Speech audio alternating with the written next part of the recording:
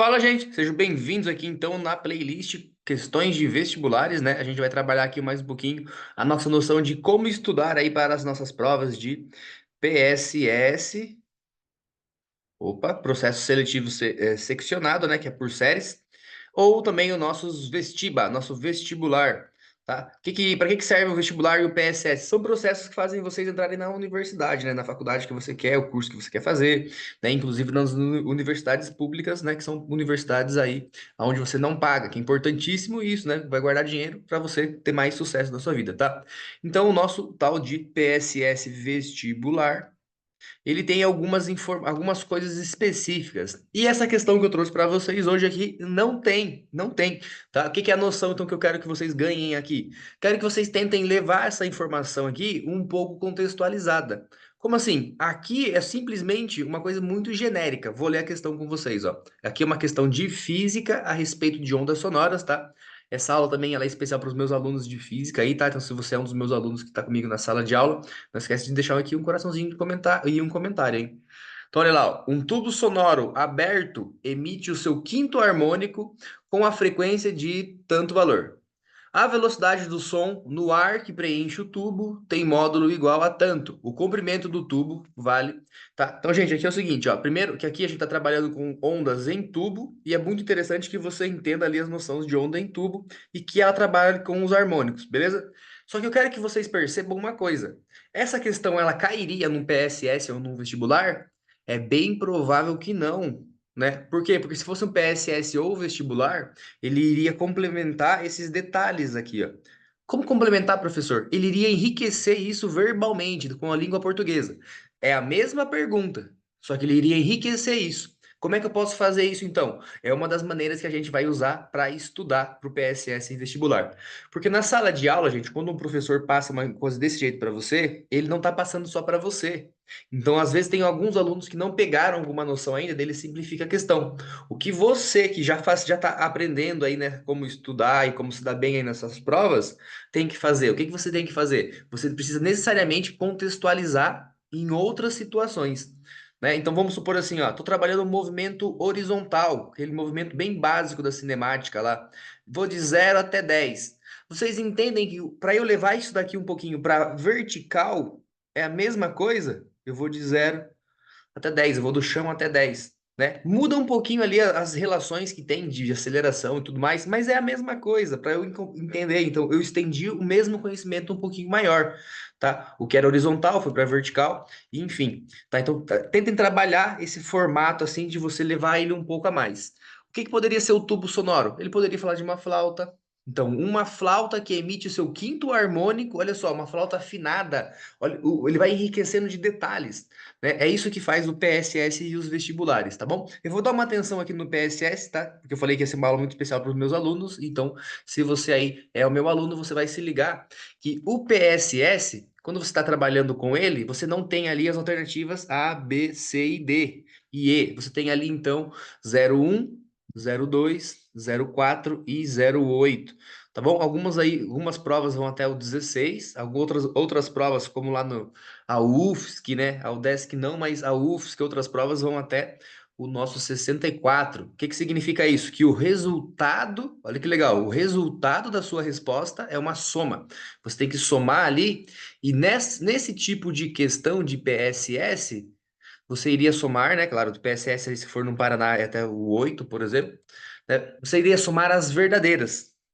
Tá bom? Então é uma coisa que você tem que saber. Então, ao invés de você calcular apenas um cálculo contextualizado, né, da flauta, tanta frequência dentro da flauta, você também deveria saber, tipo, por exemplo, na número um, ele iria perguntar a respeito do comprimento de onda, que é o lambda. Vou calcular com vocês já já. Na segunda, ele iria perguntar a respeito do décimo harmônico. Como assim o décimo harmônico? É, porque depois que você entende ali qual é o comprimento de onda e quais são os harmônicos, você consegue entender, você consegue levar essa informação um pouco mais para frente ainda, tá bom? No sentido de definir aí os harmônicos e tudo mais, beleza? A gente tem outra aqui também que poderia trabalhar com isso. Qual é a velocidade? Vamos trabalhar aqui. Qual é a velocidade dessa onda se ela entrar na água? Ela muda de velocidade, tá? Então poderia ser aqui também então uma mudança de velocidade, beleza? E então no PSS você não vai ter apenas uma alternativa. Você vai ter que ficar julgando as questões, né? Nossa, professor, mas como que eu posso utilizar as questões de sala de aula para eu assim, me dar bem no PSS? Você vai fazer, sabe o que, gente? Você vai utilizar um conhecimento que é muito novo e muito recente, que você adolescente já utiliza bastante, que são as inteligências artificiais. Você vai utilizar o GPT, Chat GPT, você vai utilizar o Gemini, né? Se você é meu aluno, você deve estar cansado de escutar isso. Só que você não vai utilizar ele para colar, você não vai pedir para que ele te responda isso daqui. Você vai pedir que para ele crie uma situação aonde isso acontece, né? Pode ser num tubo aqui é um tubo aberto, pode ser numa flauta, pode ser num apito, pode ser em qualquer coisa. Aqueles instrumentos que são de lateraisinhas, assim, ó, como é que é o nome disso mesmo? Se você lembra o nome desse instrumento, deixa aí nos comentários, ó. Que é feito de bambu, você deve saber o que eu tô falando, né? Tem vários comprimentos, tem comprimentos diferentes dos tubos. Olha só que legal, ele poderia colocar isso e calcular os harmônicos de acordo com os comprimentos diferentes, né? Então, contextualizar. Como é que você contextualiza se você não tem aí a informação suficiente para fazer isso? Você não contextualiza, pede para alguém fazer. Chat GPT, Gemini, Copilot, né? Deixa aí qual você usa também. É legal porque daí eu dou uma olhada nela e vejo se ela ajuda bem vocês, né? Copilot. Beleza, gente? Vamos resolver essa questãozinha aqui para ficar tranquilo. Pegaram a ideia de como vocês podem estudar? Copie essa pergunta aqui, joga num chat e não é para responder, pede para ele te explicar ela e depois que ele te explicar ela, você vai contextualizar. Colocar isso numa situação. Isso é o vestibular, tá? E depois você pode fazer o seguinte, gente. Se você quer fazer o PSS dessas de verdadeiro ou falso, né? De somatório, que a gente chama, 01, 02, 04, o que você vai fazer então é pedir para ele contextualizar e aí você vai pedir questões de verdadeiro ou falso, tá? Porque esse 01, 02, 04, 08 é exatamente isso. Você vai ter que julgar verdadeiro, falso, falso, verdadeiro. Enfim, belezinha? Fui claro? Se não fui claro, volta o vídeo. Coloca mais devagar, né? Porque às vezes eu falo um pouco rápido quando eu tô animado e eu tô bem animado para resolver essa questão com vocês. Beleza? Gente, vamos resolver ela aqui então, tá? Só para não ficar vago isso e você aprender também um pouquinho do conhecimento de física, né? O conhecimento que a gente tem aqui agora são ondas estacionárias. Ele poderia colocar isso também preso aí para você. Dentro de um tubo, a gente não pode ter qualquer tipo de onda, tá bom, gente? A gente tem esse tipo de onda aqui, porque o tubo aberto, ele não tem parede. Então significa que eu não consigo criar uma onda ali onde tem um nó. O nó fica o ponto mais baixo da onda, tá? Então significa que ele vai sempre ter ou uma crista, que é o ponto mais alto, ou ele vai ter um vale, que é o ponto mais baixo dessa minha onda. E outra coisa que é bem legal aqui nesse trabalho de você montar a onda dentro do tubo aqui, ó, aqui desse formatinho, é que eu não posso ter qualquer tipo de onda. Eu tenho sempre as ondas que elas começam ou terminam em crista, crista e vale, ou crista ou vale, tá? Então, o que que eu vou ter aqui? Uma relação entre o comprimento do tubo e as possibilidades que a gente tem, tá? Nesse primeiro caso aqui, ó, a gente tem o comprimento do tubo igual a metade do comprimento de onda, né? E aqui a gente tem exatamente um comprimento de onda. Então, o comprimento de onda é igual ao comprimento do tubo. Se eu continuar fazendo isso, o meu comprimento do próximo ele vai ser 3 vezes a metade da onda. Por que isso, gente?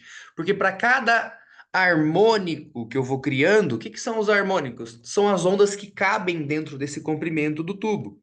Né? O comprimento L do tubo aqui, ó, é o tamanho dele, tá, gente? Quanto maior ele é, mais maior o som que cabe lá dentro. E para cada tipo de som que é possível lá dentro, a gente tem um negócio que a gente chama isso de harmônico. Esses harmônicos, o que eles fazem, eles dizem se o negócio está realmente afinado ou não, né? E dizem se a onda possível ali dentro. Então tem o primeiro, o segundo, o terceiro e assim por diante. Aonde que aparecem esses harmônicos aqui? Ele é o termo que vai aparecer aqui na frente, ó. Nesse caso aqui seria o terceiro, ó. Viram que apareceu um 3? No primeiro é um 1, né? No segundo, olha só, vou pôr aqui o 2 embaixo, que ele deveria estar acontecendo, ele aparece um 2. Aí eu simplifico, ele fica que os comprimentos são iguais. Né? Então, o que que é esse um, 2 e 3? São os harmônicos. Então, se eu tenho o comprimento do tubo, ó, vezes dividido por 2. Né? Então, é o comprimento do tubo, comprimento do tubo, o meu harmônico, que é a letra N, opa, harmônico e o comprimento da minha onda. Tudo bem? Vamos fazer então um cálculo aqui para a gente conseguir resolver essa daqui. Pô, professor, mas quando eu vou calcular essa daí, eu não sei qual que é o comprimento de onda, né? Então a gente vai calcular também esse comprimento de onda. Por quê? Porque você já sabe qual é o quinto harmônico, certo? Isso você já sabe, né? Mas para calcular o comprimento de onda, o que que você deveria saber?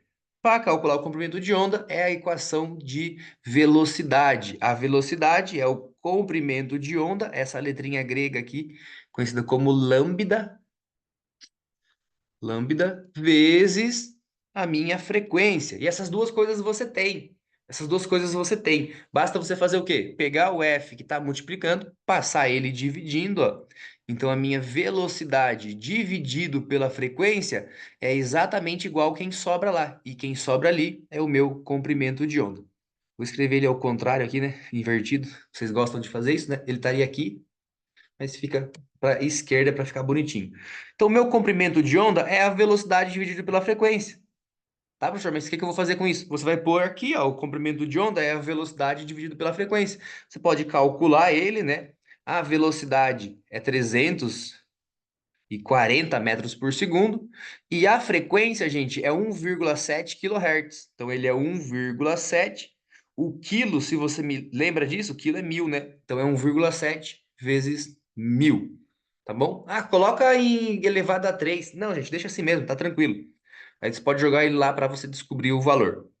Belezinha? Outra coisa que você sabe o N. O N, ele é igual a 5 também, tá bom? Vamos dar uma olhadinha então qual que é o tamanho desse tubo aí. Então eu tenho o meu comprimento do tubo, que é igual a N, tá aqui a minha fórmula, vamos colocar ela de vermelho para você, ó, de N vezes o comprimento, que agora você sabe que ele é essa fração aqui. Ah, resolve a fração aí pra gente, tá muito difícil. Vamos lá então, vamos resolver ela. Corta um zero, corta o outro zero, né? Então aqui vai ser 34 dividido por quanto? Por 1,7 vezes 100. Então é 170, né? Não, não, você não consegue muito perceber isso, gente, mas eles são múltiplos, tá? Vamos dividir em cima e embaixo por 17. Aqui vai dar 2 e aqui embaixo vai dar 10.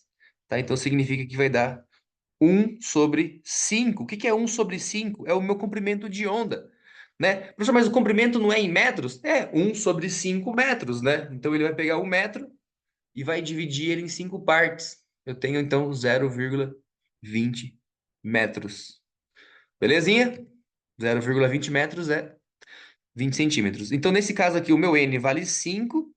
O meu comprimento de onda, então, eu posso pôr o decimal desse jeito. Eu prefiro sempre frações, ó.